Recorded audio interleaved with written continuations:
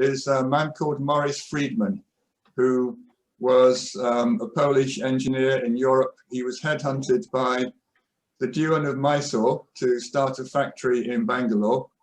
He was very interested in spiritual matters. He had read Krishnamurti when he was very young as a teenager. He actually had bumped into Mahatma Gandhi in Europe in the 1930s and just knew he had to come to India. So he was in India running his factory, but also soaking up the spiritual stuff. And he had read the only available biography of Bhagavan, which had come out about 1930. And he said it made no impression on him. He said it was very badly printed. He didn't like the book. He didn't like the teachings. He just didn't resonate much with it. And then he said he was on his way back to Bangalore on a station platform called Katpadi, which is a big junction in South India, and his train hadn't come. And on the next platform along, he heard one of the station staff shouting, "Tiruvannamalai, Tiruvannamalai," and he thought, oh, that's the place where that famous saint comes. My train hasn't come. Maybe I'll go and check out this other man. This must be a sign. I've got to go that way instead. So he hopped on the train to Tiruvannamalai. And when he got there, he realized he didn't even know the name of the man he was going to see. All he knew was he lived in Tiruvannamalai. So rather sheepishly, he went to the Tonga row and said, are there any famous Swamis in this town? I've come to see a famous Swami. So that the Tonga man took him to Ramanashram, of course. And he said he walked in. And again, he said, I didn't like the ashram. I didn't like the people. It was very noisy. It was very chaotic. But he said, I sat there, and within 5 minutes, my mind was quieter and more peaceful than it ever had been in my entire life. And he said, I don't care what goes on here. I don't care about the teachings. I don't care about these weird rituals. He said, I want more of this. That this somehow sitting in the presence of this man makes my mind quiet, and that's worth me coming to see him as often as possible. So that's one aspect. I think people heard about him. They came from a wide variety of backgrounds. And there was something about that meeting, that contact, that they felt that Bhagavan had a kind of on-off switch inside their head, and he could press that button, and just by sitting there, within a few minutes, you were so quiet, so peaceful, you had to come back and do it again.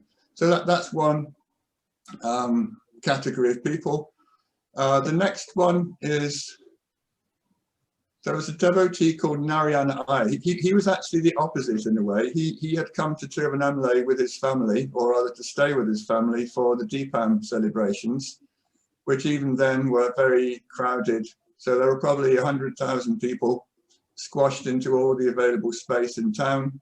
And he said it was very noisy, dirty, chaotic. And he had a friend who was a devotee of Bhagavan. And the friend said, oh, why don't you come to Ramanashram? It's quieter. In those days, it was out of town. It was in a forest. It was quiet and peaceful and clean. So he said, okay, I'm not interested in your Swami, but I'm definitely not interested in staying here. It's so dirty and polluted. Let's go out into the country and have some fresh air. So he went out, and again, he wasn't interested in Bhagavan, but something about him, he just took one look at him. Bhagavan said a few words to him. He just felt an amazing transformation on the spot. He prostrated, and he became one of Bhagavan's most ardent followers. He was a civil servant. He looked after the registration of public documents in small towns in Tamil Nadu. So he always contrived to get postings where he could come to Tiruvannamalai every weekend. And he just marveled at how much love and affection Bhagavan always showed to him. He always felt a bit of a fraud. He said, why me? Why am I getting all this love? Why am I getting all this attention? He had an acute sense of unworthiness. And he asked Bhagavan once, and Bhagavan said, everybody who has come here has earned the right to be here. Some previous lives, some previous spiritual activities. He said, nobody comes here randomly. It's not a lottery that you win. You've earned your ticket to be sitting here. So he occasionally quoted a verse by Tayamanavar, great Tamil saint, and he said, by virtue of all your pilgrimages, your rituals in previous lives, you earn the right to sit in the presence of the Satguru. I think Bhagavan definitely supported that particular idea, and there are definite instances when he let slip enough information to devotees to make them understand that they'd either earned the right to be there or they had some destiny to be there and they had to follow that particular destiny. So one example of that would be Annamale Swami, who I knew and wrote about. He came, and also there seems to be a recurring theme of these stories. He didn't like Ramanashram at first. He was a very serious sadhu at the time, and he thought the people at Ramanashram were gossiping a bit too much and not taking their spiritual life seriously. So he wanted to go off and meditate by himself. He tried to leave. He didn't tell Bhagavan. He just ran away. Everything went wrong. I won't go into the details. It's a long story. But finally, he realized that maybe he was better off at Ramanashram. So he turned around and came back, went back to Ramanashram and told Bhagavan what had happened. And Bhagavan looked at him and said, without doing all the jobs that you are destined to do here, how can you leave and run away? It's not possible. So on occasions like that, Bhagavan would say, this is your destiny in this life. You've come to me. I can see what your job is here. Even if you can't, you might think you've got the option of running away, but I'm telling you, you haven't got that option. That's why everything went wrong and you had to come back. And he spent the next 10 years working with Bhagavan, building all the big ashram buildings at Ramanashram. So Bhagavan saw him, recognized him, knew that this was the man. In a sense, he'd been waiting for the person who was going to build the ashram for him. So Bhagavan didn't really worry that the man had run away. He knew he had to come back because he knew he had that particular destiny. So we've got people who turn up and get an amazing experience and think, this is for me. There are people like Narayana Iyer who Bhagavan openly said, you earn your right to be here. And then there's people like Annamale Swami who Bhagavan said, it's actually your destiny. It's unavoidable. You have to be here. You've got jobs to do here, and there's no way you can run away until you've done those particular jobs. So we all think that we have a choice in the matter, if you like, that we find out about someone like Bhagavan, we go there, we have a good experience. But Bhagavan said it's not like that. There is a verse by an old Tamil saint who used to live on Arunachala about 400 years ago.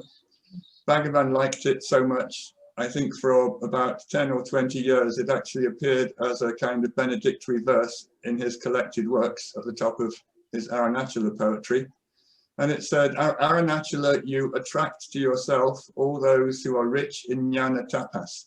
So what that means in effect is if you're serious about liberation, if you're making serious attempts to strive for it and attain it, then somehow you end up on the radar of Arunachala.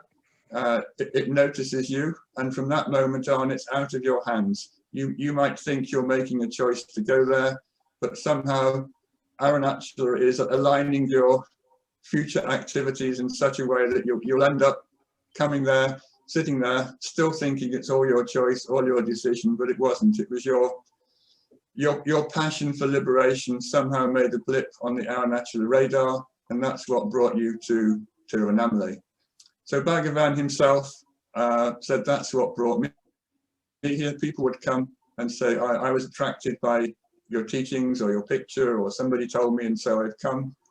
And Bhagavan would occasionally say, no, that's not what happened. Some power brought me here, and the same power that brought me here has now brought you here. Don't personalize it. Don't project it on me, and don't think it was your choice. All of these things had to happen because you were in that state, and the power that is present here recognized your state, your readiness, and brought you to this place. One more story, which I like. I think I read about this in the 1960s. I think there was a Polish devotee on a bus in Poland. And she saw a book in a bookstore that had a picture of Ramana Maharshi on the cover. She had no idea who he was, and it was in a language she couldn't even read. So, but there was an instant, I've got to have this book because of this photo. That there's something about Bhagavan's photo that has attracted so many people. They don't know who he is, they don't know his name, they don't know what he does, but just something about that picture has attracted so many people down the years. And this is a classic example because she couldn't read the book, didn't know who he was. So she just took this book home and put it on a shelf in her house and looked at it for years. She had not the slightest idea who he was, but she just knew that this picture was important. And she just felt a reverence for the man in the picture. And it took her years and years to find out who it was. So that's one of the, how shall I say, the conduits by which Bhagavan attracted people. People just saw his picture and something inside them stopped. It's like joining a circuit, the electricity starts to flow. You see that picture, and you just know that somehow that this person is for you, this path is for you, and at some point your life then realigns and you start moving towards him. So lots of different examples there. You're destined to come, you come and you have a great experience. You see a picture and you think, wow, I like this, I'm coming. All of these things, any combination, but I think the bottom line is, I think you have some connection with the teachings, you have some connection with the teacher, and at some point you become aware of them. It happened with me back in the 1970s. I just picked up a book and reading the teachings stopped my mind in the moment I read them. What he was saying in the book, I had the experience of just by reading the book. So even though Bhagavan had been dead for 25 years at this point, there was a power in those words, there was a power in the transmission that came from those words. So I became attracted in a way for the same reason that Maurice Friedman did. My initial exposure to Bhagavan just caused my mind to stop. And I thought, well, that's what I need, that's where I need to go. Bhagavan once said, so somebody asked him, how do I find a good guru? What are the best ways of finding out who a good teacher is? And he said, go to that place where you find peace. So it's a very general answer, but it covers a lot of these things I've been talking about. The peace might be in his presence. It might be through looking at a picture.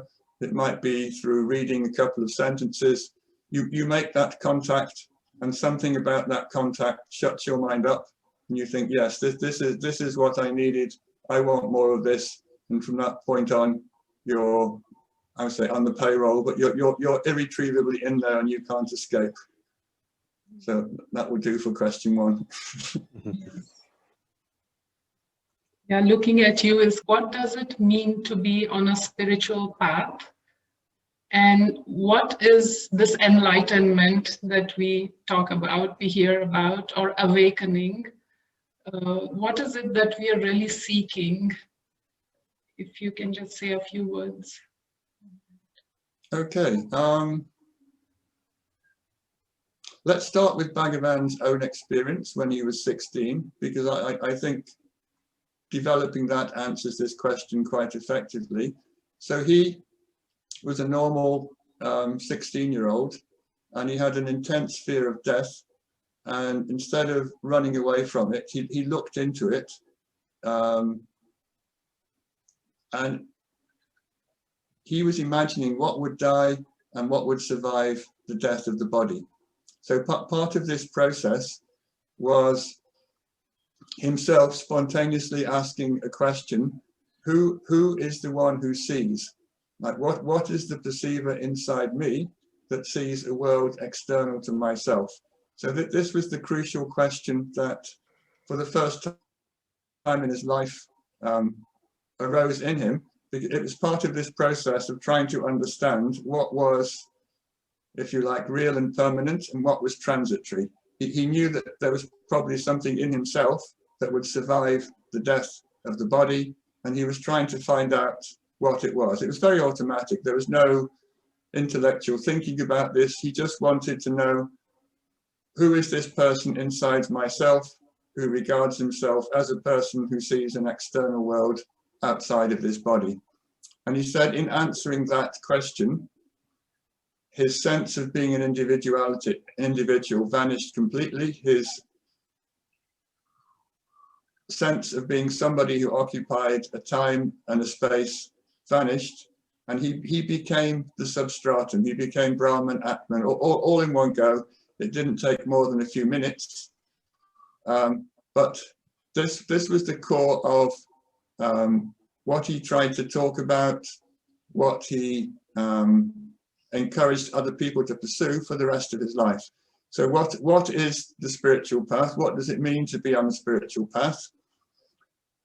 Framing it from his perspective, it means that you are trying to eradicate the erroneous sense that you have that you are an individual person who functions inside a body in a world populated by other people who seem to have the same idea that they're all occupying these bodies. He said that he'd found out from direct experience that this wasn't true, that it was just an idea that you superimpose on yourself. So he, throughout his teaching career, he wanted people to get this understanding. So for him, being on a spiritual path was recognizing that there was something inadequate, is that the right word? Something faulty, defective about the way you functioned in the world, that it brought a lot of mental suffering, a lot of unpleasantness, but it was because you had a wrong idea about who you were. And he said it's very, very easy to find out why you have this wrong idea, not quite so easy to get rid of the wrong idea, but he said there are two ways that you can eradicate this sense of being an individual person who functions in the body. One is complete and unconditional surrender, and the other is by doing self-inquiry. So if you are in the Ramana world, these are the two methods that he always recommended as being the only two that would ultimately be successful. He said other paths might give you a bit of peace, a bit of quiet. They might move you along the spiritual path a little bit. He said in the same way that streams join bigger streams join rivers, he said at some point you have to tackle this sense of being an individual person, and the only two effective ways to do it are through self-inquiry or absolute and unconditional surrender.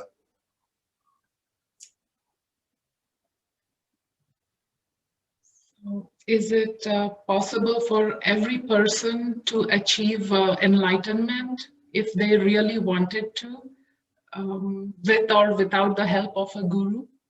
Or is some kind of an intellectual knowledge required? Is it possible for everyone to achieve enlightenment? Mm-hmm. I think Bhagavan was definitely an optimist on this. That there is a verse he wrote around 1913 in which he's comparing all the souls, the individuals, to birds flying in the sky. He said, you're flapping around going upwards and outwards, but he said you can't stay up there forever. Your wings are going to get tired. You might be enjoying yourself up there, you might be having all kinds of fun, but sooner or later you have to come back down to earth. You forever. It takes an effort to be up there, and sooner or later the effort will tire you so much that you'll have to come back down again. So he said this is the way it is, to be the self, to know the self. Okay. Shall I just continue or shall I go back?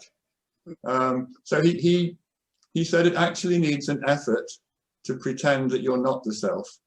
We all think we have to make a big effort to be the self. He said, no, that's back to front. He said to be in the state of self is absolutely effortless, but you have made a big effort to pretend that you're not the self.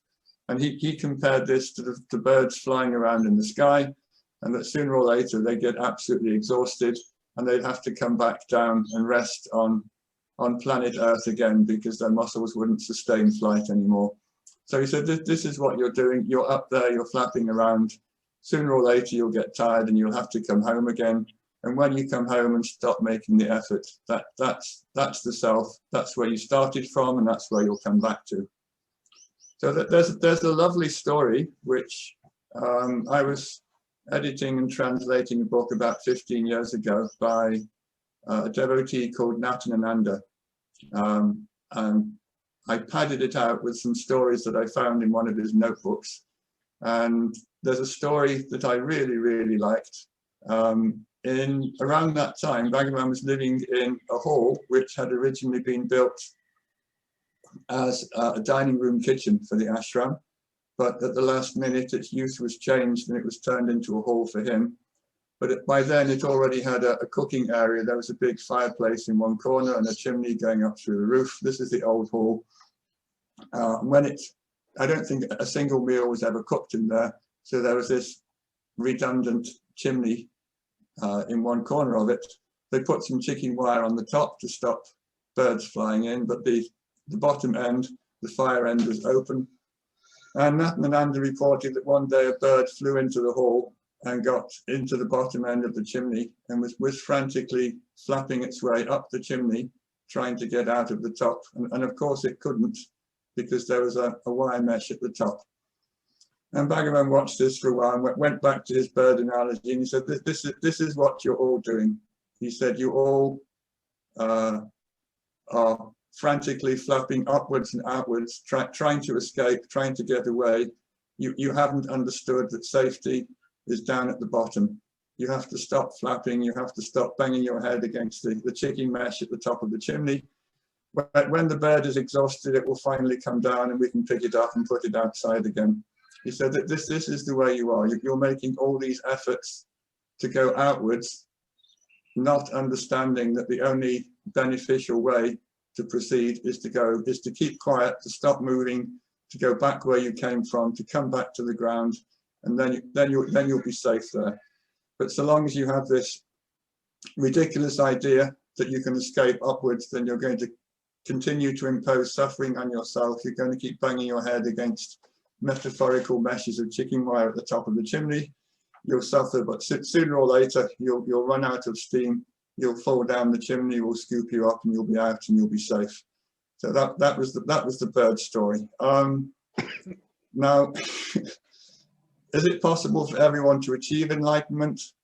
Yes, it is. It's inevitable, says Bhagavan. That's a good point. In this life, probably not. He saw it as a long-term program. The next is with or without the help of a guru. Bhagavan was very insistent that everybody needed a guru. He himself couldn't claim that you had to have a living human guru because, of course, he didn't have one himself. He got a spontaneous awakening at the age of 16. But throughout his childhood, he had been having strong states of awareness in which he became aware of Arunachala, the power and the mountain of Arunachala.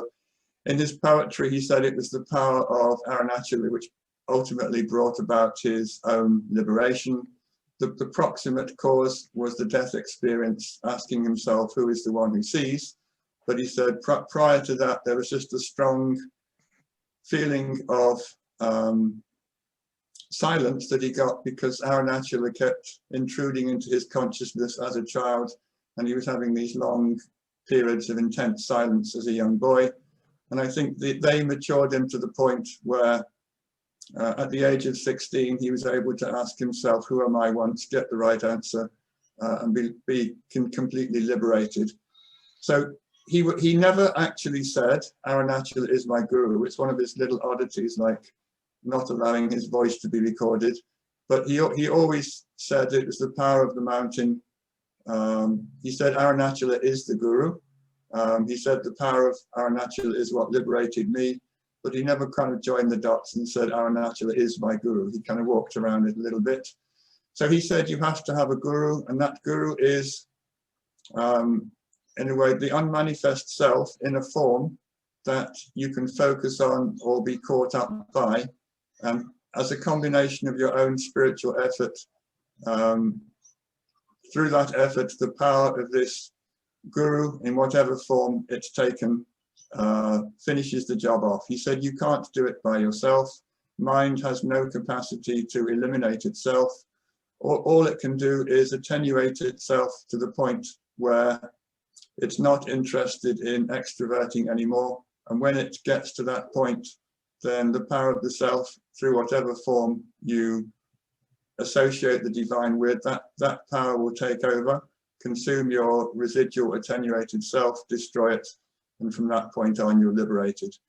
So yes, he said, you need to have a guru, but he also said it didn't necessarily have to be in a human form.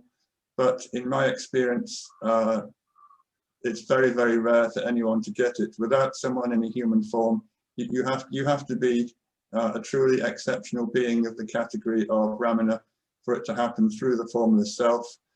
He was quite insistent that gurus were necessary. He said that he must have had one, meaning in form at some point.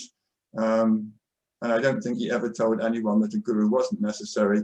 And that same particular message has been reinforced by all the teachers that I've sat with down the years. They've all said, yes, this is what you need. You can't ultimately succeed without. And I will just tell one story. I wasn't planning to tell this, but I'll throw it in. When I first went to Ramanashram, I used to meditate all day. I was young and enthusiastic, and thought, I can do this. I can sit and meditate all day. I can get enlightened through my own efforts.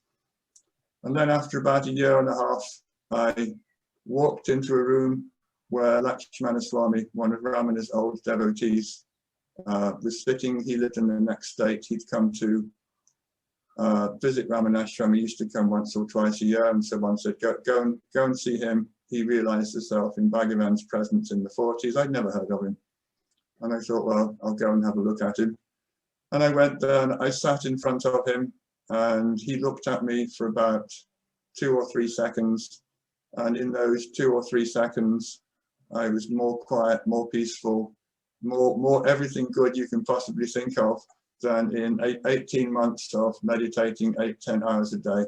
That there's something about being in the presence of someone who's actually got it, who abides in that state, and who has the capacity to show that state to you, that when you encounter such a being, when you sit with them, it's no contest. You absolutely know that you're not going to make it by yourself, and that you really do need someone of this caliber, somebody of this power, to push you over the finish line, if you like. Your efforts will hopefully culminate in the opportunity to meet with such a being, but I don't think that you have the capacity to do it by yourself unless you do meet such a being. And what was the other part of the question? Oh yes, is some sort of intellectual knowledge always required? This is interesting. I think as beings with minds, with intellects, we tend to come to a teacher through his teachings, or most of us do. We read them, we get explanations of what the teacher says is real, what's unreal. He somehow convinces us that we're not in this state that he's in, and he gives us paths to follow to reach this particular state. This is all kind of intellectual in the mind, but there are people who completely bypass this. There were people who came to see Ramana with no education, completely illiterate. Let me think, 2 examples I can give you. There was a lady called Akalandama, who was a child widow. We're talking about the turn of the 20th century. At that time, it was still traditional that girls would be married off at the age of 5, 6, 7, but that they wouldn't go and live with their husband's family until puberty, but they were officially married at 5 or 6. And then if your husband died, which they often did in those times, quite a high mortality rate, you're basically a widow. So you could be a widow at 7, having never actually managed to get as far as your husband's house. And that was it. Widows don't a very harsh system, that children would be widowed without even, setting foot in their husband's house. So the traditional thing for widows to do would be to go off and serve sadhus. They like let you go off to a nunnery in the West. you adopt a religious life. So Akalandama just took it on herself to start feeding sadhus. As I said, uneducated child, widow, no background in religion. She came to Tiruvannamalai during one of the festivals, saw Bhagavan there, just fell in love with him and decided this was someone she wanted to serve. And all she had was her capacity to bring food and cook it and serve him. And for her, that was enough. She, over the next 40 years or so, she used to walk from her village, which was about 40 kilometers away. I mean, can you imagine walking 40 kilometers with enough food on your head to cook for everybody at Ramanashram? Cook the food there, serve everybody and go home again. But this was the job she adopted for herself. And when she was at Virupaksha cave, this will be about 1910, somewhere around there, Bhagavan had his head shaved. He followed a tradition that he had his head shaved every full moon day, and all the sadhus in the community followed the same rules. And someone said, go and ask Bhagavan for some teaching. It's a full moon day, it's a very auspicious day to get some teachings from the Guru. And she said, but what am I supposed to ask? I don't know anything. I don't need to know anything. I don't want to know anything. But she was somehow pushed to the front with no idea even what to ask. And Bhagavan said, well, what do you want? Why are you standing there? And she just mumbled, well, tell me something. And he said, well, why? I mean, what do you want to know? So she just said, well, I've just been pushed here and told to ask you for teachings because this is a very auspicious day to get teachings from the Guru. So Bhagavan realized that what had happened. She'd just been pushed to the front of the class, if you like, and told to ask. So he then deliberately said a phrase which was in really complicated, literary, high Tamil and very philosophical. And he must have known that she wouldn't have understood it. So that the phrase translates as be without leaving yourself, or be without letting go of yourself. Now, there's all kinds of metaphysical implications of this. You can think about it and argue about it incessantly. But what she said when she wrote about this decades later, she said, let the Pandits discuss and argue what that phrase meant. I haven't the slightest idea. I didn't understand what the words were. I didn't understand why he told them to me. What I do know is that in the moment he said those words, I got the state that those words were pointing at. So she had almost no intellectual capacity to understand or deal with philosophy, but there was a direct transmission. Bhagavan just looked at her and said, be without letting go of yourself. And she said, in that moment, I actually got the experience. She said, I didn't need to think about them. I didn't need to practice anything. Somehow in that moment, I got what those words intended, even though I didn't understand a single part of the phrase that he just told me. So I think this is a good example of the possibility of meeting a guru and simply through the power of your faith, the power of your love, the power of your devotion, getting the experience, bypassing all the intellectual bits and having the direct experience come to you. The, how should we say, the classic example of this, or the most extreme example of this, was Lakshmi the cow. There is a, how to say this, there is a woman who also used to serve Bhagavan on the hill. Her name was Kirai Pati. Kirai is Tamil for green leaves, edible green leaves, and Pati is an affectionate term for grandmother. So she was known as the spinach granny. So she used to collect leaves and feed Bhagavan on the hill. She also would just forage on the hill, find food for him, cook a meal for him. She passed away in the 1920s, early 1920s. And the general consensus was that she was reborn as Lakshmi the cow and came back to Ramanashram about 1926. And just everybody could see that she absolutely loved Bhagavan. She couldn't stay away from him. And this love was reciprocated. Bhagavan, she caught him by her love, and Bhagavan had to respond. And of all the people in his entire life he only publicly certified 2 cases of full and complete liberation, and Lakshmi was one of those 2. I don't think anybody would say that she was an intellectual. I don't think anyone would say she had the slightest understanding of Bhagavan's teachings, but it didn't matter. She was one of the 2 certified success stories, and she just got it through unconditional love for his form. Difference between excuse me, self-inquiry and meditation, yes, there is, and it's quite an important one. And if you understand the distinction between the 2, at least in Ramana's definitions, you will understand why he recommended one and wasn't so keen on the other. So he said there are 2 ways of doing spiritual practice. He said if you focus on an object, such as the name of God or some external deity or watching the breath, there's always somebody inside who is aware of either something in the head, it might be a name of God, or something external, an image that's been worshipped. He said there's always a subject focusing on an object or watching something that's not the subject. He said that is meditation. Meditation is object-based. You think of something that's going to help you focus your mind or give you spiritual progress, and you put attention, you extrovert attention onto that thing, and you hold it continuously. So that was his definition of meditation, and it's a definition he had right back to his earliest days of teaching when he wrote the answers for Who Am I about 1900. He laid out this distinction there.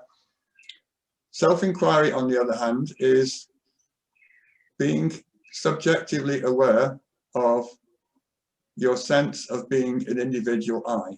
He said this is subjective. You're not looking for yourself, or you're not looking at yourself and making an object of it. He said in all of your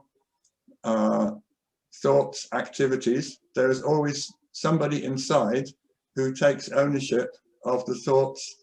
I am thinking this, I am a person, I am hungry, or you add things to it. I am a lawyer, I am angry, I have to do this. That there's a central coordinating I, which is the subject of which every other kind of thought is a predicate. And he said, this was his most original contribution to metaphysics, if you like. He said that the idea of being an individual person could only continue to exist and thrive by associating with things that were not the I. So when you say I am angry, or I need to go to the bathroom, or I have to go shopping, he said all of these things that you attach to this I cause an apparent continuity in this I and make you believe there is actually an I inside you that is coordinating all these thoughts, coordinating all these activities, and compelling you to choose and decide and live your life in a particular way. He said the way to tackle this nexus, this way of seeing the world, is to isolate this inner feeling of I from all the things it wants to jump out and connect with. He said these connections are the only things that keep it going. So if you can put attention wholly, exclusively, vigilantly on this inner sense of I, and not make it have any kind of other thoughts, such as I need to do this or I am this, he said you'll find miraculously that the I can no longer sustain itself as something that appears to live in you and organize and control your life.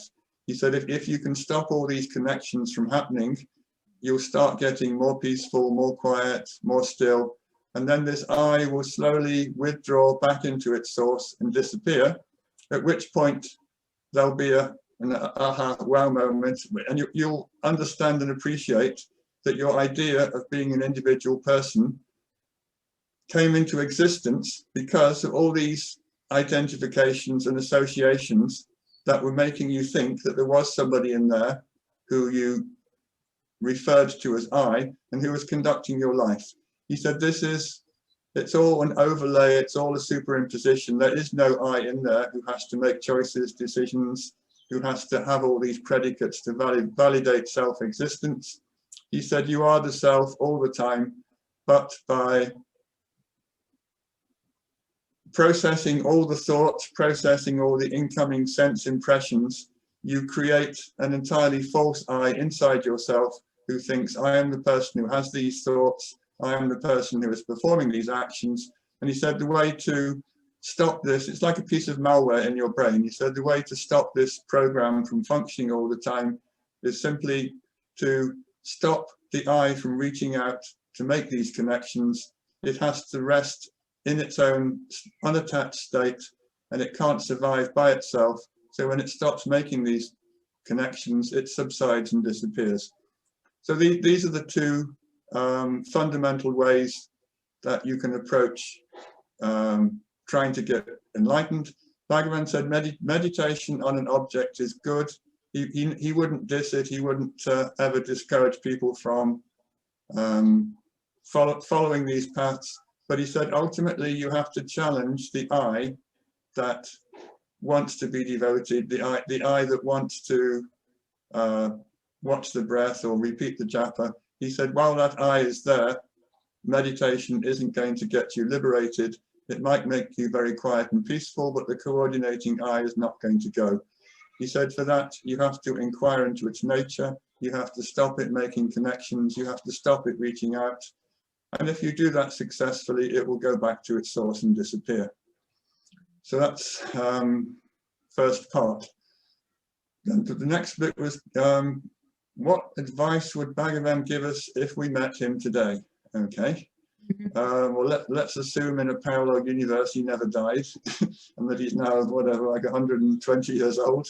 But Bhagavan always insisted that his primary teaching wasn't anything he said. He said that to be in the presence of a jnani, there's a silent energy that comes off that being that transforms you, and if you're quiet and receptive to you, it gives you a taste of that state, and if you're really ready for it, it actually puts you in that state so that you know who you are.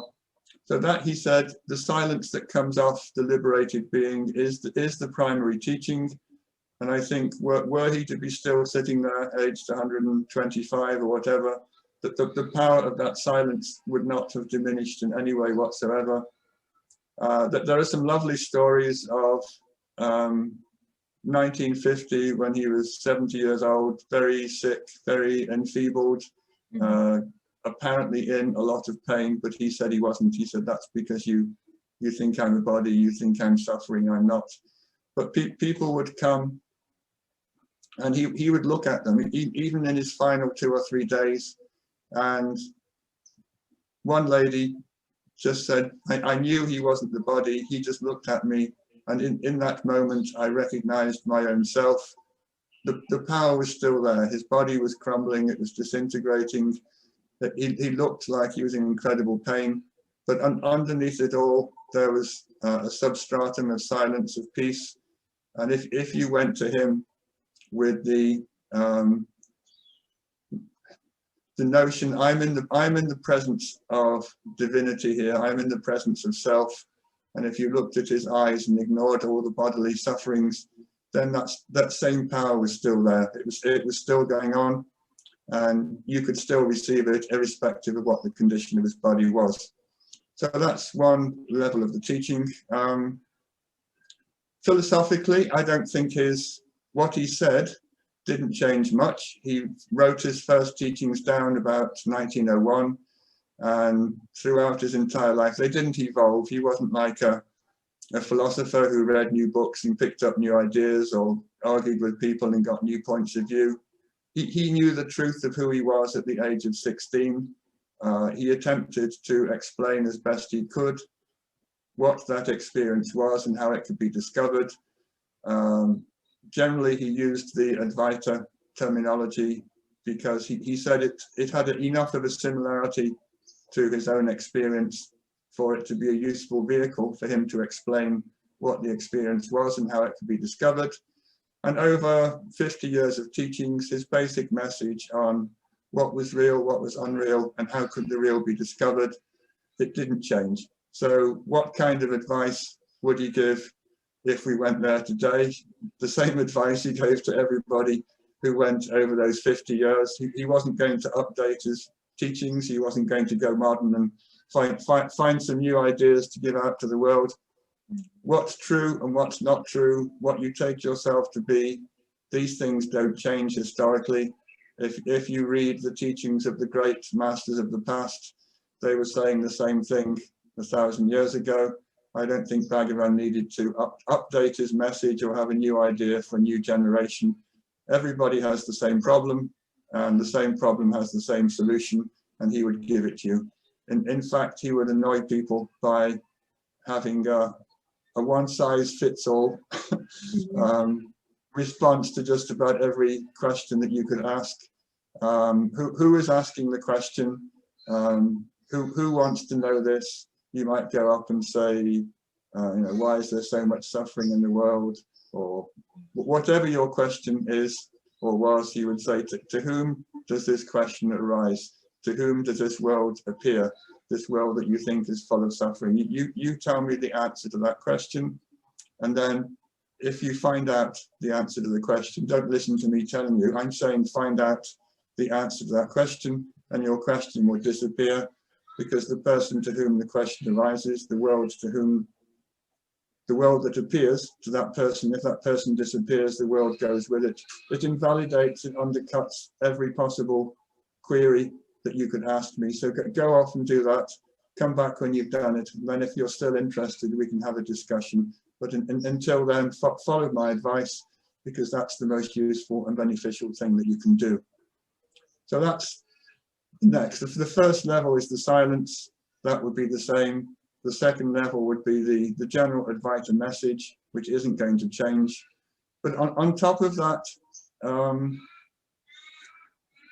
he had a very personal way of dealing with everybody. People would come and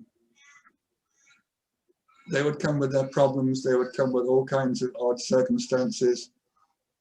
And everybody felt that he was giving exactly what was needed in that moment. He somehow knew what was going on in people's minds. He knew the right thing to say at the right time. And it wouldn't be, a cookie cutter handing out of advice.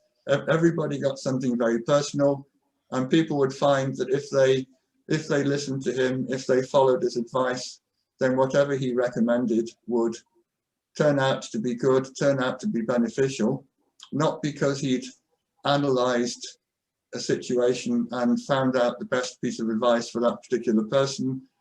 When he spoke, I think G.V. Subramaya said this, he said, when he spoke, this was God speaking. You don't argue with God. There was a power in him. If you allowed a question to settle in him and kept quiet for a few minutes, then after a few minutes his mouth would open and the most amazing stuff would come out. And he said the way to get that to happen was just to keep quiet, not pester him with questions, not think he hadn't listened or hadn't heard. Just let that question settle in him, and then you'd get the most amazing speech, which he said was coming direct from the source. Those words would be, in a way, a direct manifestation of the self. They would tell you exactly what you needed to know in that moment. But on top of that, everybody found that irrespective of what he told them to do, no matter how odd it might seem or how ridiculous, if you did what he said with full faith that this was something coming from the divine, then everything would go well. So he wasn't giving out an opinion. I think this is the best thing, try it and see. Somehow when he said, do this and everything will be fine, if you did it with absolute faith, then everything would be fine. By having faith in his words, by doing exactly what he was encouraging you to do, you were tapping into some kind of divine energy, if you like. You were in that moment partaking of his source. You were getting the backing of a higher power. So whatever he would tell you to do, if you did it, everything would turn out fine. And that advice, as I said, would vary from person to person. Some people will be told to do very odd things, and they do them and everything would turn out fine. So he just had this capacity to interact on a very personal way, but from his side, all his advice came from a deeply, deeply impersonal place. And if you listened to it and if you acted on it with faith, then everything will be well. And can one gauge their own progress on this path to liberation? Or the guru has to point out, or can we just... There are some different answers to this. I thought about this when I read your question. There's a nice line that Bhagavan said once.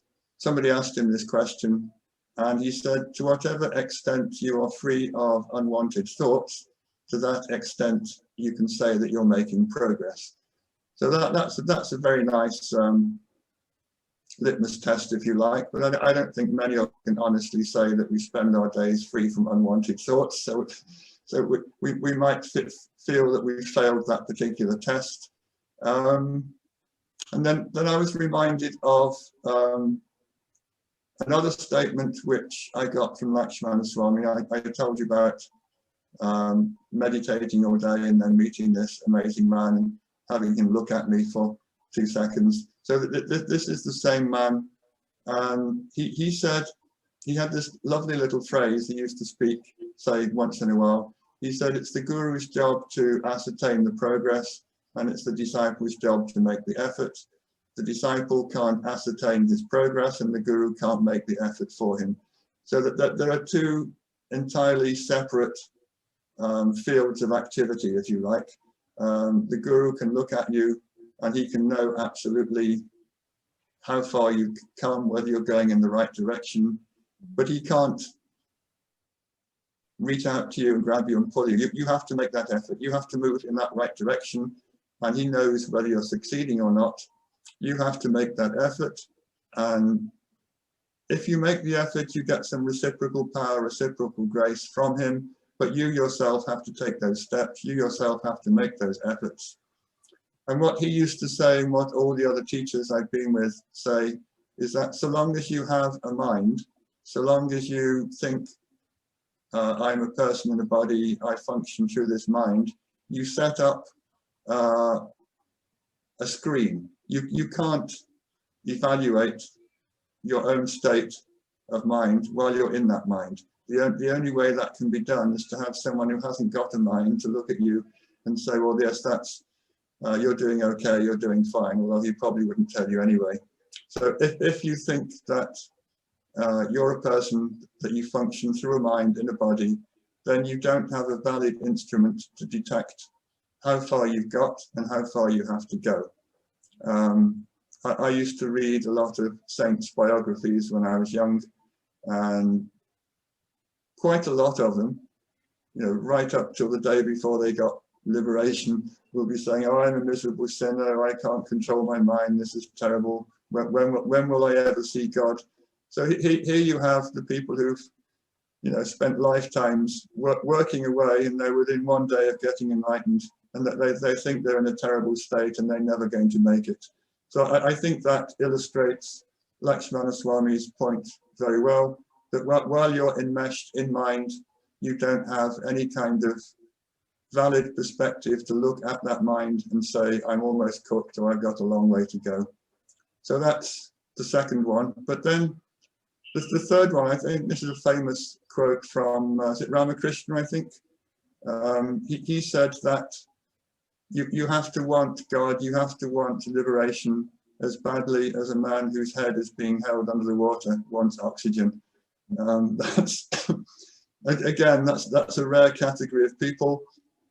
But if you have that absolute desperation, if nothing else matters, if that's the only thing you want in life and you're absolutely desperate to get it, then that's a good sign that you're a long, long way along the path.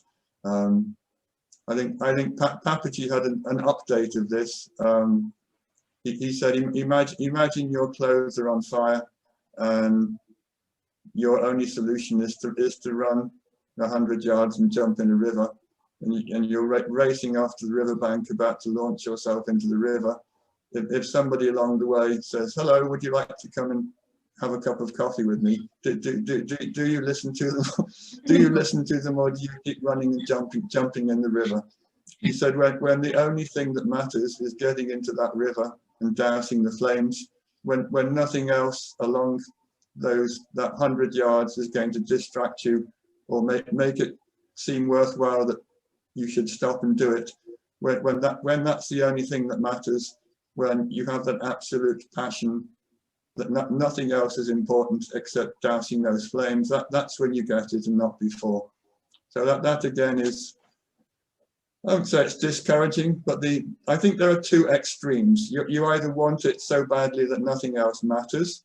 That's the running to the riverbank or the Ramakrishna head under the water end of the spectrum.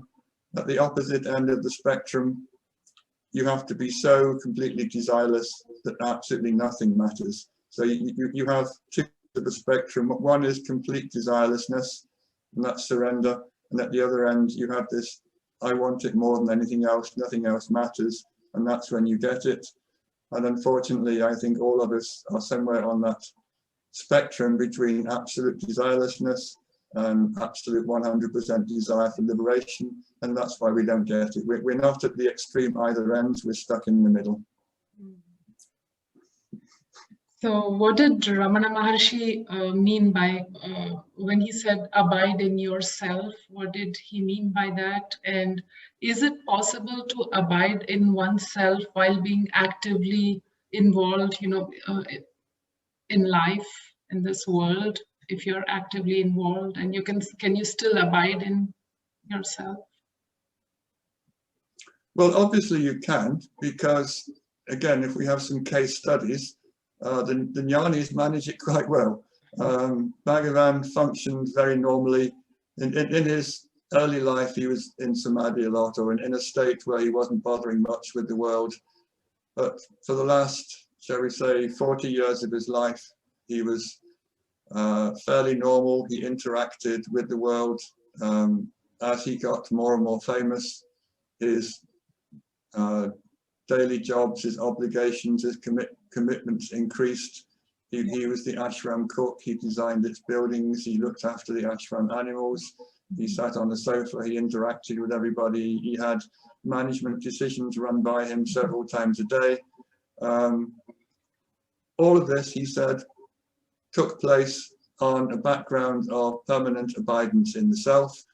So yes, if you're in this state, you never for a single moment forget that you are in that state. That's your full experience at all times. He was aware of himself at 3 o'clock in the morning in exactly the same way that he was in 3 o'clock in the afternoon. There wasn't a waking up in the morning and thinking, oh yes, I'm still the self. The self was there all of the time. The states of waking, dreaming, sleeping would alternate for the body, but they didn't alternate for him. His locus of identity was the self. He always remained there. And in the states that we took to be wakefulness, when we saw him moving around, everything was done through the power of that self. He didn't make choices or take decisions through a mind. He said the jnani has no sankalpa. This is a word that means he has no will or intention. He doesn't choose or decide what to do on the basis of anything that goes on inside a mind. He said the self prompts you to do the right thing at the right time, say the right thing at the right time. It's done without any forethought. It just happens spontaneously because you're in this state. This state manifests as thought and as actions. So that's how should we say, the subcategory of people who are jnanis, who abide as the self. But I think your question is more directed to, can we do it when we're not in the state of Ramana?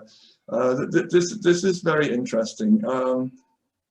When Bhagavan taught, generally he would say, try to be aware of the self all the time.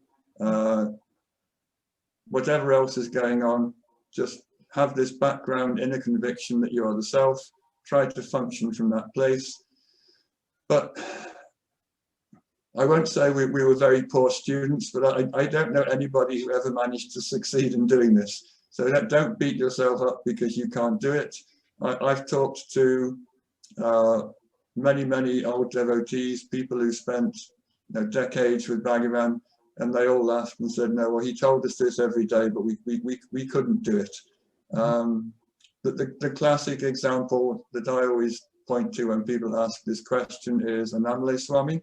He was given the job of building all the big buildings at Ramanashram in the 1930s. He said, Bhagavan kept me very busy. He made me work all day. If he ever saw me sitting down, he'd invent a new job for me just so I wasn't allowed to sit down and meditate. I had to do all my practice on the go because I never had any downtime. He was always pushing me off to the next job. And one day he walked into the old hall just to pranam and have a few minutes. And everyone had been sitting there very quietly. And Bhagavan suddenly started talking about buildings to him. And some devotee complained and said, oh, we were all sitting here very quietly.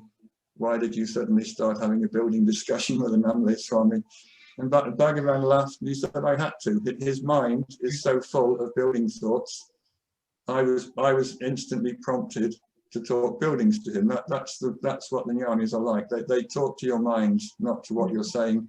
So here's this man who walked in with a head full of building problems, and that popped up on Bhagavan's radar. So he just turned to him and started talking about buildings. So Untitled Swami said, all the time I was there, he was saying, be the self, be aware of the self, try to be aware of the self while you work. And he said, for 10 years, I couldn't do it. Even though for a couple of hours every day, I had him all to myself. He said, I was extraordinarily lucky. He would come and inspect my work. After lunch, when everybody was having a siesta, he'd not sleep there. He'd come out and see whatever job I was on, and we'd discuss it, or we'd just sit together and hang out. He said, I was so lucky. I had him one-on-one. I could talk to him. I could ask him anything. We'd sit together quietly in the middle of all the concrete bags and the steel. Yeah. And he would always say, be the self, be aware of the self. And he said, I couldn't, because he kept giving me all these jobs that required massive, continuous thought day after day. And he said, only when he let me go, he said, okay, your karmas are finished. He said that 3 times. Your karmas are finished, meaning you've exhausted all the work that you have to do. Now go off and meditate. And he said, I went off to Palakatu, the sadhu's colony nearby. And he said, almost immediately, when I had that free time, when I no longer had to worry about buildings and workers and stones, he said, I started getting quiet, and I just got quieter and quieter and quieter. So when people like that, who have the opportunity to sit with Bhagavan for hours a day, one-on-one, find it very, very difficult, I'm not going to criticize other people who say they can't do it. I think Bhagavan's advice is aspirational. It's something we should all strive towards. But then I don't think he or any other teacher would be too upset if we couldn't meet those very high demands. Siva Prakasam Pillai was one of Bhagavan's early devotees. He had how shall we say, a major world issue. So he had seven unmarried daughters, which is an absolute disaster if you're an Indian householder. He was unemployed for a while, so there he was with no money, no income, and 7 daughters to marry off. So he didn't have a very quiet mind. And Bhagavan told him, do your work, attend to your family, put all your attention on your family, because that's your primary obligation. If and when you get a job, put all your attention on that job when it's needed. But in all the times that your mind is not needed for your family, for your job, then take it back to its source, try and dwell in that source in all the spare time that you have.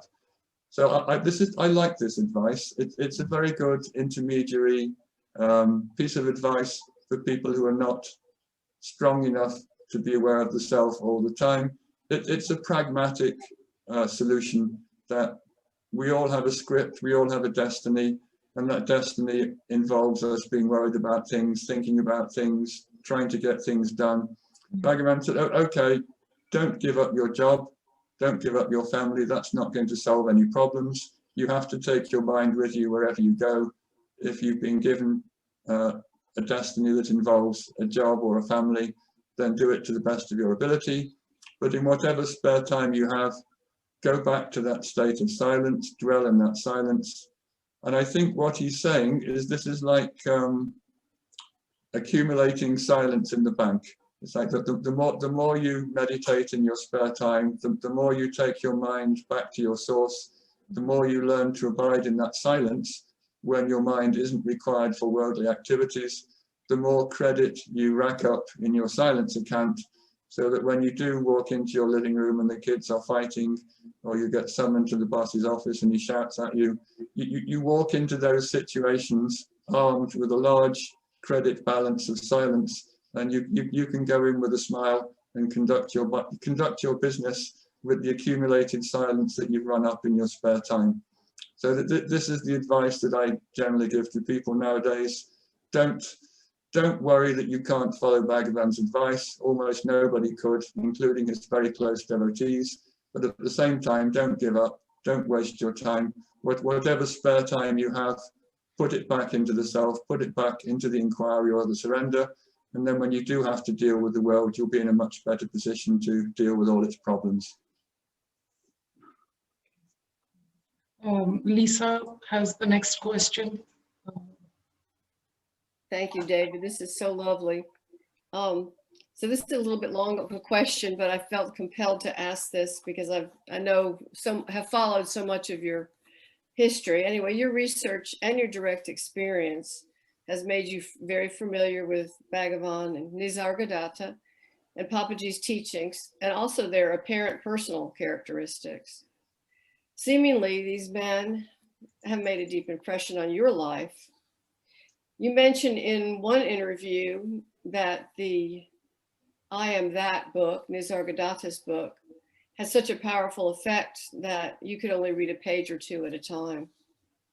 Can you tell us how these three very different, iconic spiritual legends have each specifically affected you personally in your journey to freedom? Was there a pivotal point in the recognition that could be attributed to a specific pointing or incident with these men? There's a couple of questions in there, I guess. Okay, again, need to unpack this into its various components. Let's talk about Nissagadatta and Papaji, because they're in a subcategory of teachers I discovered while I was in India. Went to see them. They were alive.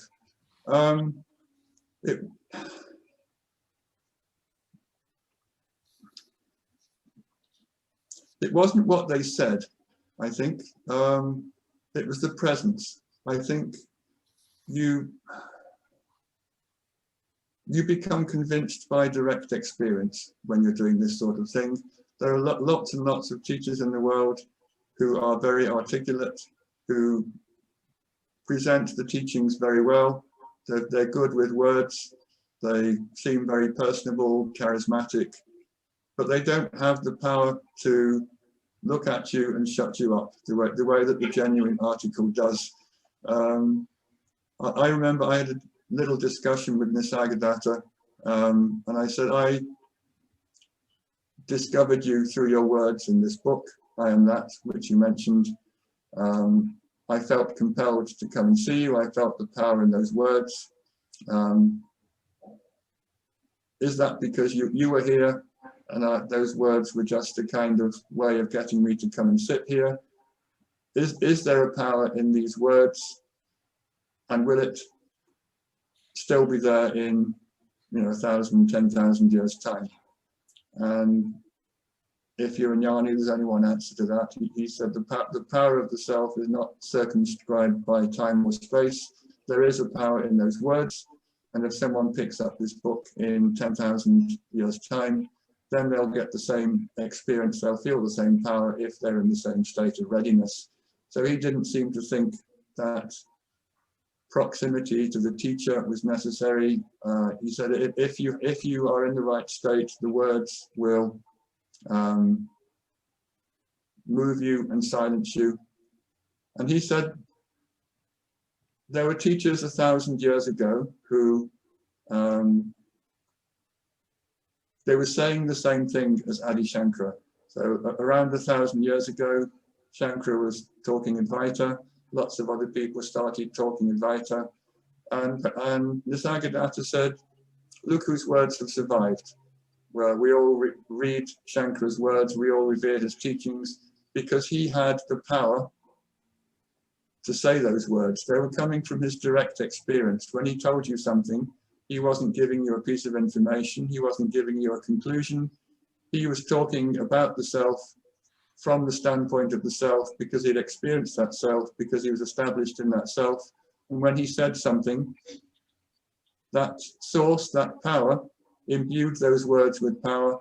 And so those words somehow, when he says them, they go into you, they settle, and they reveal the state that those words came from. He said that's only possible when the person who's saying these things is established in this state, and then what they say is a kind of vehicle for that power, and those words will settle inside you and reveal that state to you.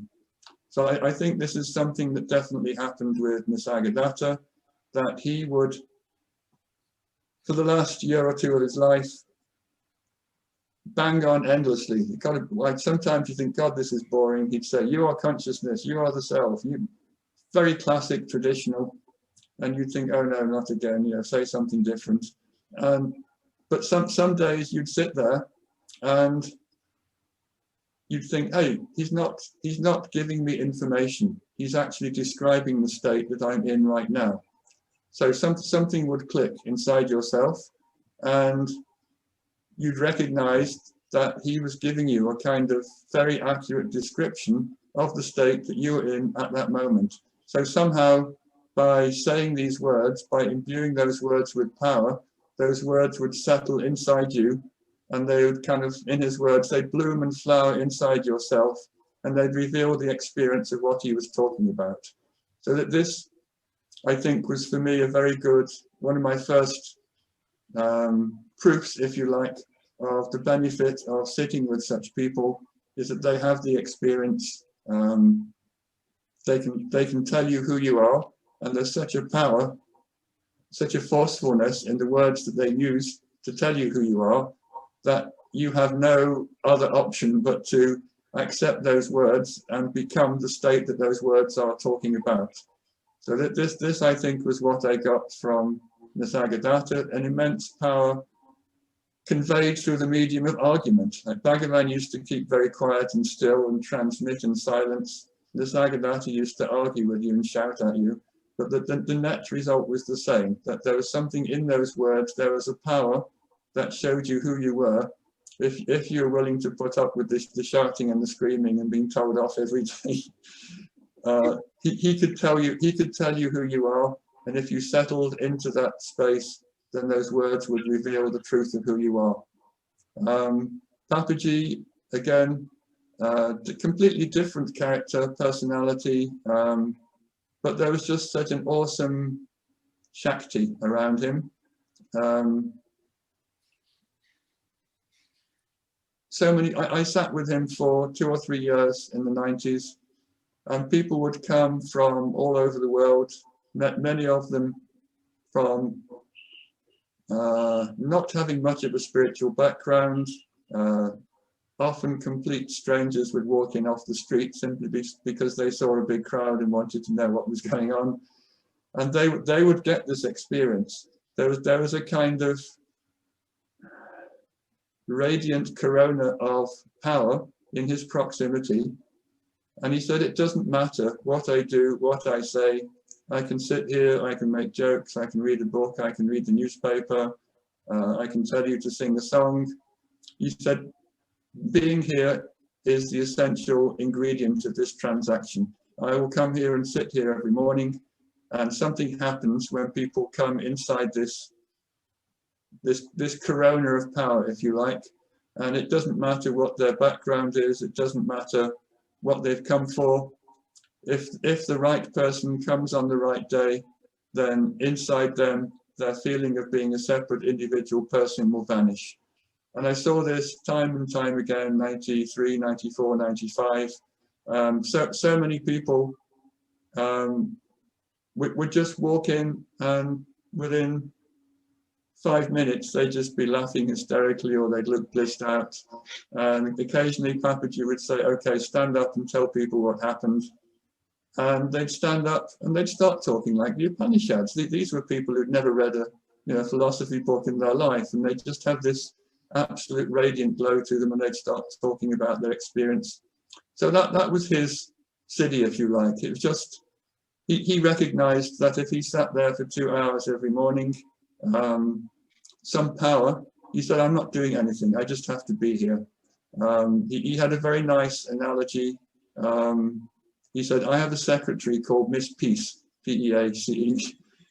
She does all the work, but like every employee, she doesn't work if I don't turn up. If I don't come to the office, she doesn't do any work. So I have to come here and sit on this chair for 3 hours every morning. But as soon as I get here, Miss Peace jumps into action and starts working. She's the one who checks the state of mind of all the people who are here. She sees what all their problems are. She addresses those problems. Whatever desires you come with, she attends to those desires. If you come with a desire for not having a self, she can even give you that desire. So she works very, very hard while I just sit here and make jokes.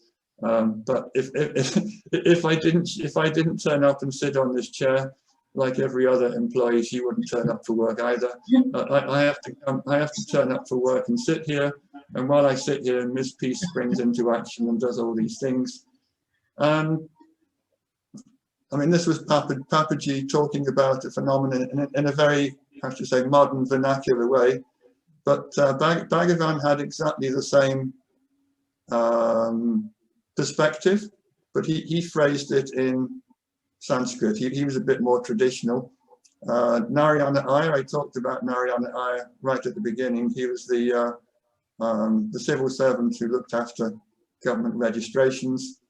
So he asked Bhagavan once and said, when we all come to you with our problems, do you feel compassion for us?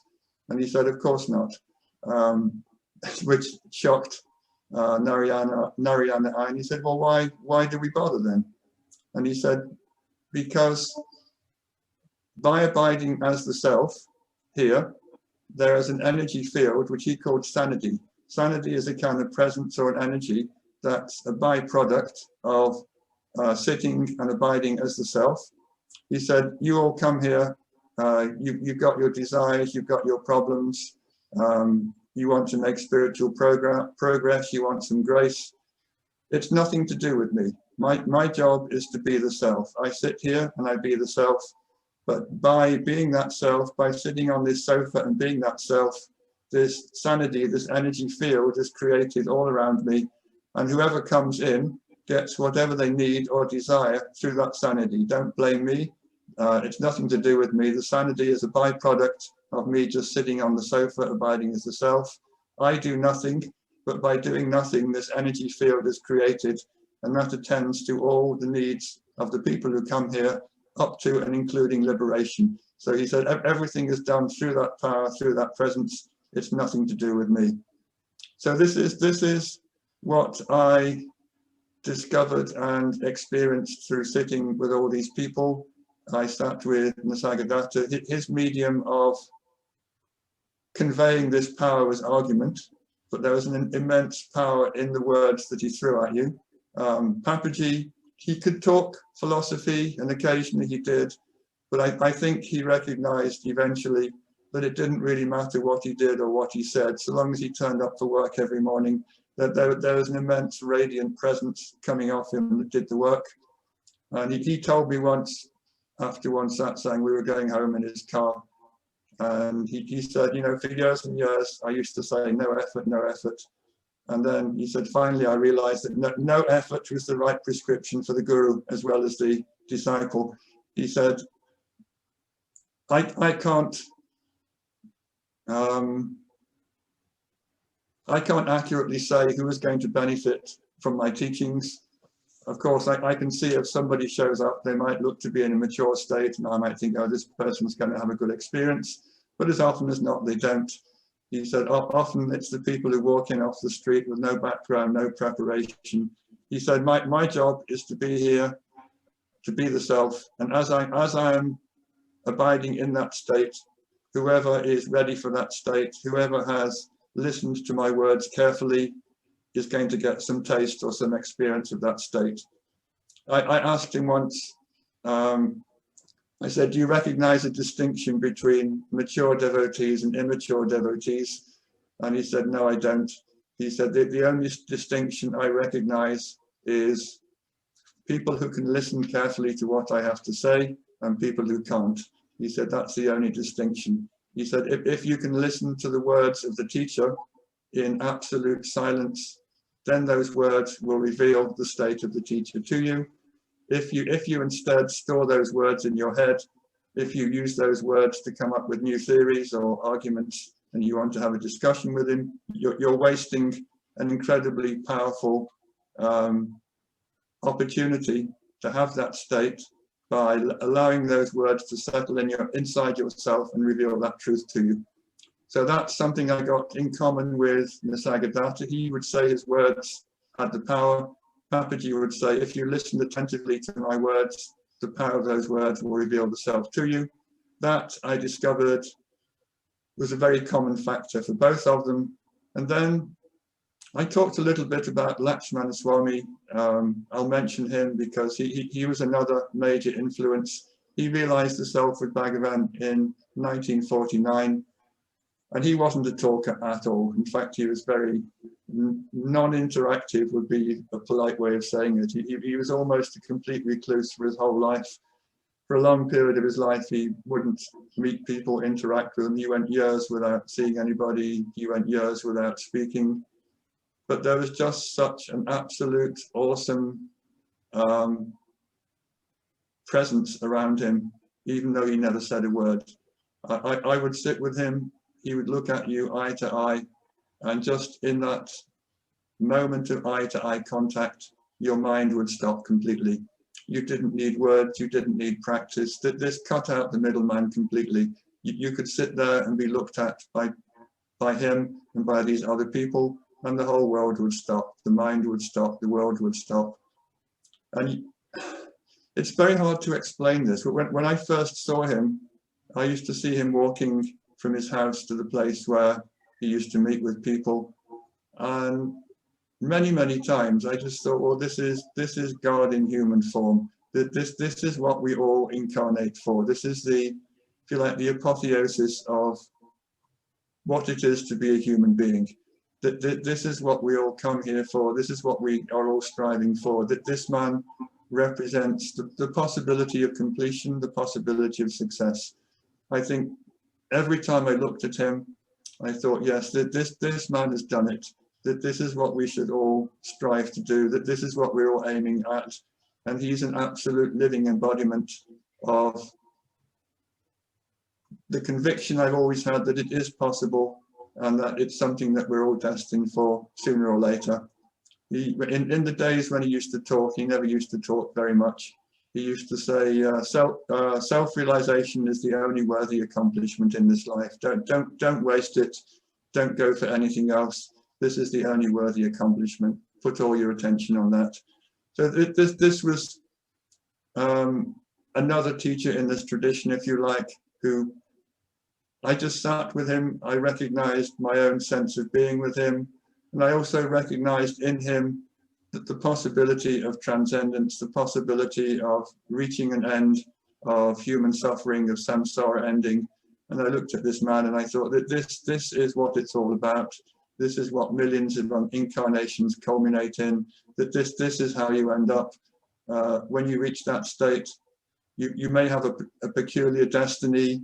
You may work like Papaji did. You may be a complete recluse like Lakshmana Swami was. But ultimately, you're home, you're finished. You never have to come back again. And if you're in that state and you have that capacity to reveal it to others, it's not always in conjunction, then the best thing anybody can do is to go and sit with that person and spend as much time as possible, because that's the quickest and fastest way home. I talked to Lakshmana Swami once, and he said, I will admit that the quickest way to get enlightened is to find a jnani and to spend as much time in his or her presence as possible. But then he laughed and he said, but don't come banging on my door. He said, somehow it's not my destiny to meet with people or interact. I don't get up in the morning thinking, today I'm going to meet with people or I'm going to avoid people. He said, there's nobody left to make that decision. I have to follow the destiny of this body. I can't interfere, I can't choose. The destiny of this body is to be a complete recluse. So for most of his life, he just sat in one room and blissed out on the inner self.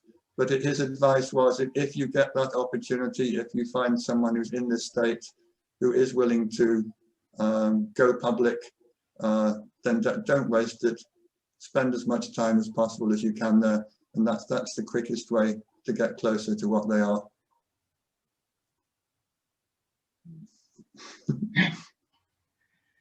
I would love to ask a real quick follow-up question to that. Okay.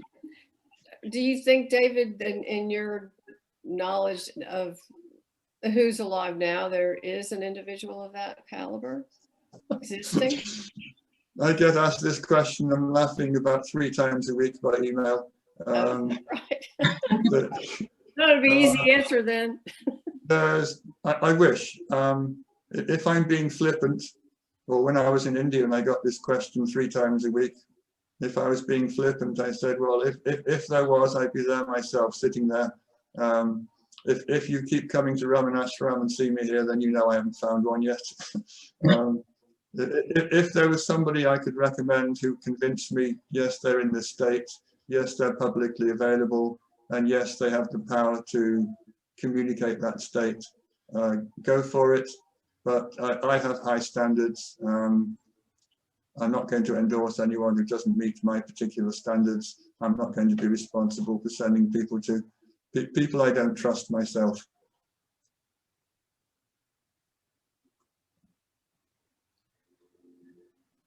Okay, the next question. Is it okay for a person to have ambitions in this world and also an interest in self-realization? Can both these go hand in hand?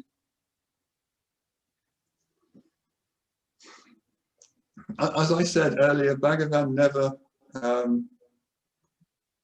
gave his permission to anyone to give up any responsibilities that they had in the world. If you had a job, if you had a family, he would always say, don't give them up. You're not going to progress any better by giving them up.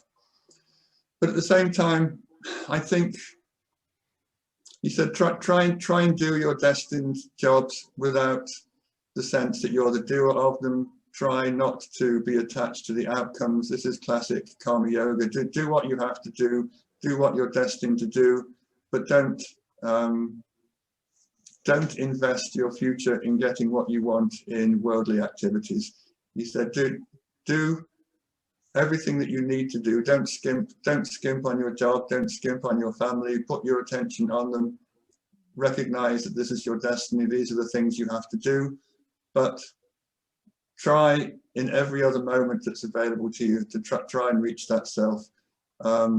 Some of the people I've been with, like a Namale Swami, he was a bit hardcore. He said, all you need in this life is enough food not to starve and a roof over your head. Don't try for anything else. It will just lead to complications. I think that's a bit too austere for most people. And for most people, the advice is a bit too late. We all come to Bhagavan with a headload of family and job stuff going on. He said, don't give up things that the body has to do. Just try to understand and experience that you're not the body who's doing them.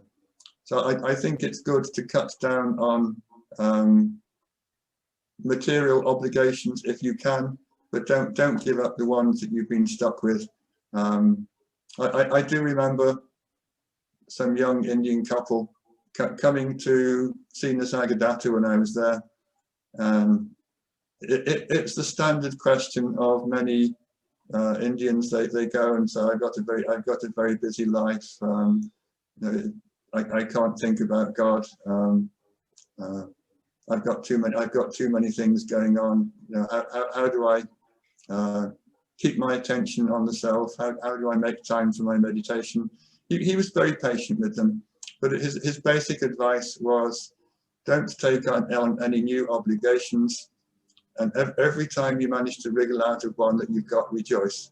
So I always thought that was great, Upadesha, that don't overcomplicate your life. Don't look for things that are going to make you busier, because when you get busier, you just fill your mind with new things to think and worry about. Keep it down, pare it down, keep it to the minimum essentials. And if that essentials includes all your current responsibilities, then don't give them up. Just do them well. Try to do them with a sense of detachment. Don't think you're going to get happy by pursuing things of this world. Always recognize that your happiness is going to come ultimately from the silence you get from eradicating your sense of being an individual person. Whatever your work, meditation balance, work hard at the meditation, try to get that I back to its source in your spare time, and the rest of life will take care of itself. Okay, so the next question is, when the mind is completely silent, there is no one to know that it is silent, correct? So we come across some people who give accounts of their self-realization experiences, but if the mind completely disappears, how can such an experience even occur and also be recorded in their memory? I think this is completely back to front, if you don't mind me saying so. Self-realization isn't an experience in the same way that any other experience is. It's not another experience that you add to your collection. Self-realization is the permanent, definitive eradication of the experiencer. So when you no longer have any experiences, because there isn't an experiencer, then what remains is the self. It's not something that you store or retain, because there's nobody left to store or retain it. You can only store or retain things if there's somebody who does the storing, and there's a place where the storage takes place. I think what Bhagavan is saying is that this is not an experience that you have or gain, because anything that you gain is going to be lost ultimately. What it is the eradication of this sense of being an individual who has experiences, who accumulates experiences, wants to get the good ones, avoid the bad ones. The problem is they're all stored and maintained in time by a person who's actually a false invention. He said that's the cause of your problems. You're going out trying to gain experiences. You're trying to improve the mix, if you like, of all the experiences you have in your head. You're throwing away or trying to avoid the bad ones. You're trying to accumulate the good ones. And from that perspective, you think, oh, self-realization, this sounds like winning the jackpot. I need to add that to my collection of good experiences, and then all will be well. That's not the way it works.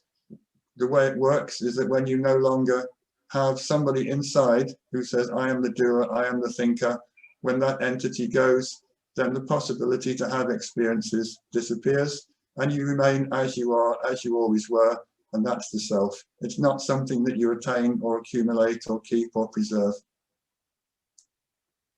So when you say you are not the doer, then who is the doer?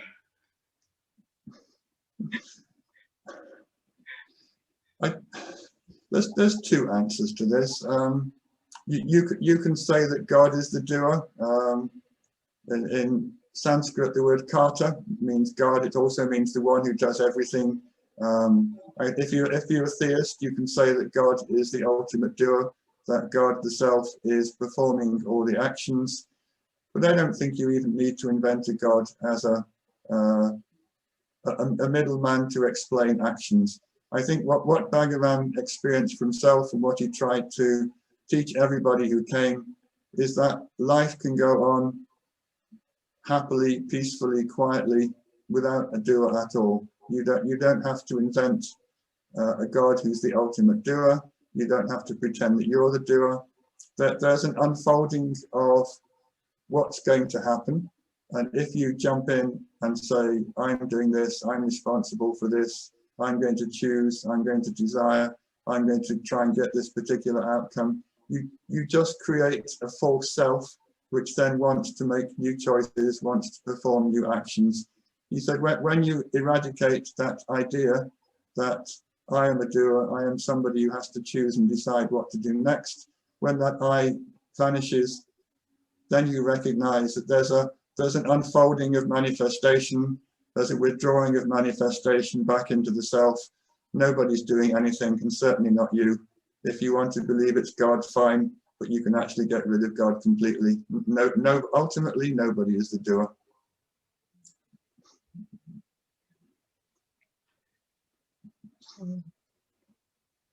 So we are done with the questions for today.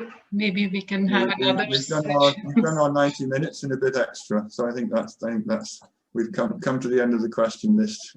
Yeah.